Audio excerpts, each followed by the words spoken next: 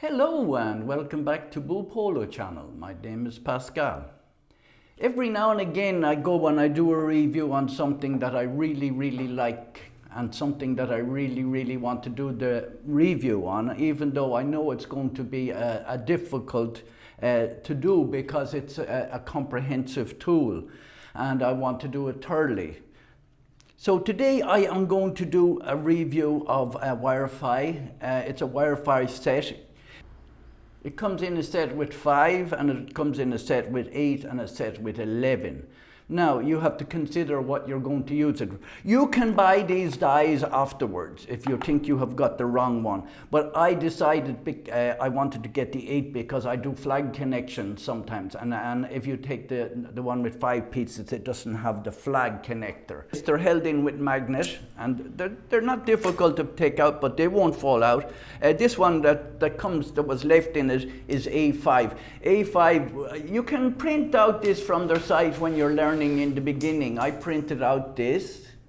When you get used to what each one is, it's written here on the box as well, except for this one. When it comes in the box, the A5 is in the tool itself and it tells you what that one is. So if you put them back into their own boxes, you don't have to really reference this at all. A5 is for heat shrink, red, blue and yellow. Insulated terminals, that would be nylon terminals and PVC terminals. Now for double barrel, where the barrel inside an insulated one has a stepped barrel, this one will squeeze the step part of it in a different, so in other words, this one squeezes more than this. When you use a PVC, it squeezes the PVC plastic. I will show you in a moment. The insulated thermal flag, this is very good because it's one of the most difficult ones to do. I will do a flag terminal for you in a moment. This will just do red and blue. You can buy a separate one for doing yellow flags. And then in D, we have non-insulated terminals, right? So you know your non-insulated terminals. It does a beautiful job on them. It rounds in the crimp, not like from other ones. And then there's open barrel terminals. Now open barrel is where it's round and the wire goes into it. It's not left open like one of these open. And then last of all, we have Ferules.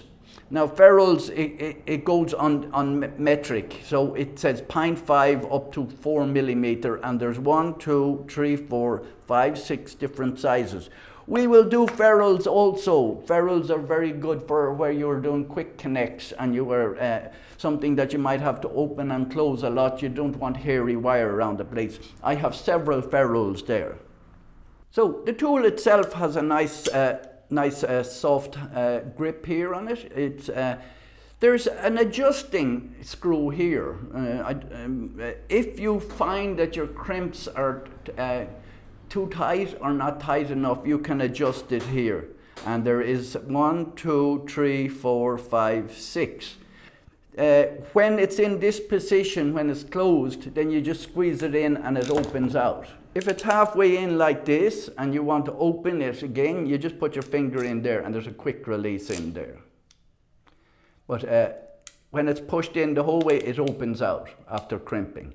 So you store it, you don't push it in till it gets to the crimping point, to the pressure point, you just leave it like that and it fits into the case like that. So there's also little storage ones here. They're very small. You could put a few pieces in it if you're going out on the road and you don't want to bring all your crimps with you. And it comes also with a normal standard wire stripper with spring, and there's a lock on that as well. You can see the lock on it here. So it comes with that. It goes to number 10. So from 22 to 10 AWG. If you were doing a lot of one, I'd use a semi-automatic one. So first one I'm going to do is I'm going to do flag terminals. I'm going to do 2 different flag terminals. Normally you will put the crimp inside the tool first. It sits in there. You can give it a slight squeeze like that. then you will address the wire into the crimp. So I have 2.0 wire here, and I cut it about 8 millimeters long, and now I'm going to crimp with 2 hands. Now the crimp will be stuck in there a little bit. Now, if you look up close there, you can see where it pinched it exactly where I want it. It pinched it here and here, and it has not damaged this part of it at all. 0.5 in a red terminal. So we will put the red terminal in where it says red on this side. I will put the terminal in here, facing inwards again, and I will squeeze this a little bit like that. And you see you have it here ready, so you have your hand ready, and then I will put the wire in here. It is the correct wire, and it's in. And then I will crimp, and then once again we have a lovely professional crimp for a flag terminal. I'll be using die number C. You may have to guess which one you are going to use, but normally the one that sits in is the one that will work. You try and hold the crimp in it like this, and when you're putting the wire in from the far side, make sure the wire doesn't go in too far, because you will end up crimping the PVC in the wrong part. You'll be, the insulation of the wire, I should say. You'll end up crimping it in the wrong part. And then we squeeze nicely like that, and then we get a perfect crimp, what I would call a perfect crimp. It bent this a little bit there. These ones have got the spring on them. As you see in here, you see it's wound around it. I went in slightly too much with the wire, and you see the second strap went around. We'll do it once more. And this time I'm going to make sure the wire is not in too much. Now I have it in. I'm not sure I'm not pulling it out too much, we'll see. And yes, now there we have the crimp. There we have the crimp. It's about 5 millimeters that we stripped off the wire, and then the band is going around here, which is, we would consider near perfect, whereas this one I let the wire in slightly too much. But these crimps are called heat shrink. So for heat shrink we use the die number, the die that we use is called A5. In the crimper and then feed the wire, so you can put a little bit of pressure on it there like this. And then you can put the wire in and it should feed its way down. Go gentle, you don't want to kink any of the wire, and then we'll just squeeze it like that and let go. And that has squeezed it very well. It's flattened it a little bit, but it's crimped it very well. Now we're going to heat it. So we will put the heater on it now.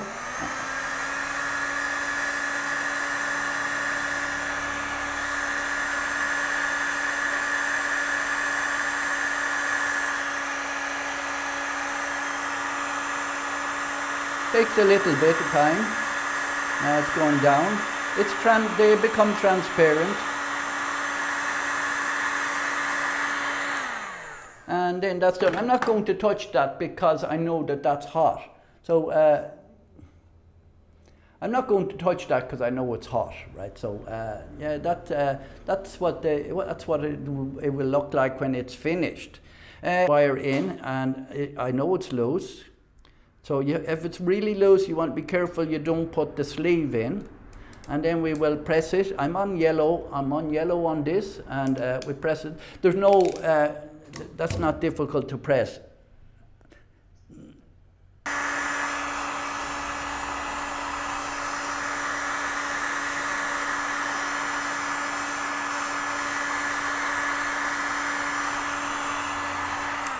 Now, so that's it's too hot to touch for a minute or so, and that's our insulated, and it's waterproof. We are going to use the Wirefy with dye D. Most things you will put you will put the crimp in the crimper first and then do it. With these, I find they're fine. And you can check to see is the wire almost at the very end. This one is going to be 2.5. I know that in your head. There is no way of knowing only in your head. It is a barrel, so it doesn't matter which way it's turned. And I will crimp it like this, and it's very easy to crimp, and I will take it out and show it to you. Now, see how that is? And the wire will not pull out of there ever. It's done 4 crimps down along it. You can see that because there is 4 little ridges there, so it makes 4 of them that will never pull out. This is the longer one. We will put this one in at 1.5, I think, and we will see. And take it out. And once again, we have a perfect one. I'm going to do nylon crimps. I'm going to do PVC crimps. The crimp sticks out here. Now, and this is level on this side because it's made for that. Now I'm going to put in a number 12 wire, and I have cut it the right length because you can look inside, and then I am going to squeeze with 2 hands, and we will see what our crimp is like. Now, how about that? You can see it's pinched perfectly where the wire is. Now I'm going to use a PVC, with the PVC blue. I'm going to just latch it in there like that and then turn my hand around the other way so you can see it. And we will put the wire in here. It should go in. And it's in. You can check down there. And we will latch. I have turned this up to a little bit higher than what it normally is.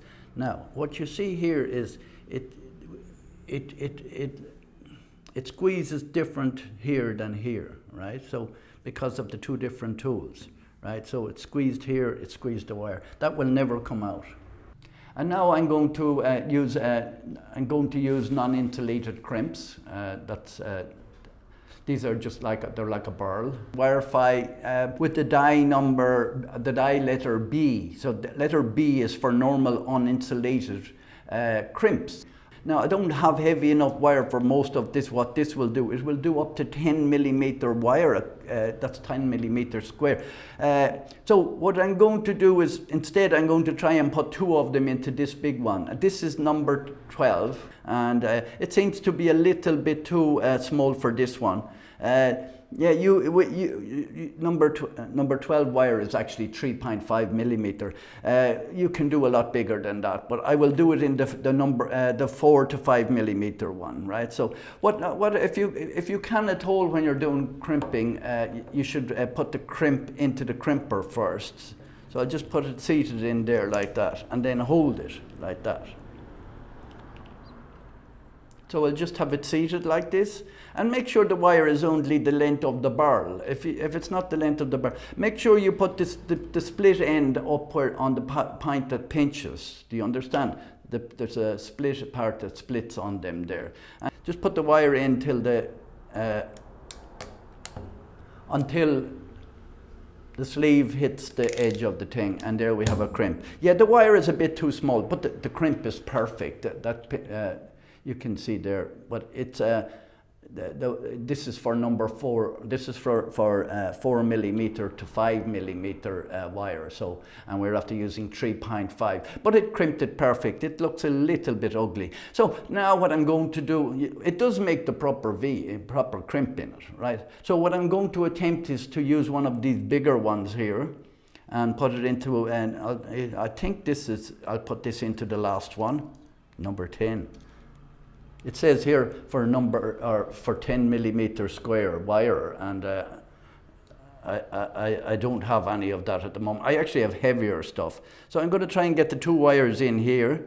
I will not tangle them together, but I want to push them right in and check that they're there and see will it crimp it. No problem. Now see what it's like. Now see that. It crimped them really tight. I'm going to put a second crimp on it here at the end, here, because of the length of it, and that should make it even better. Oh, I slide it off it there. That is, the wires are all crimped properly there. So that is, that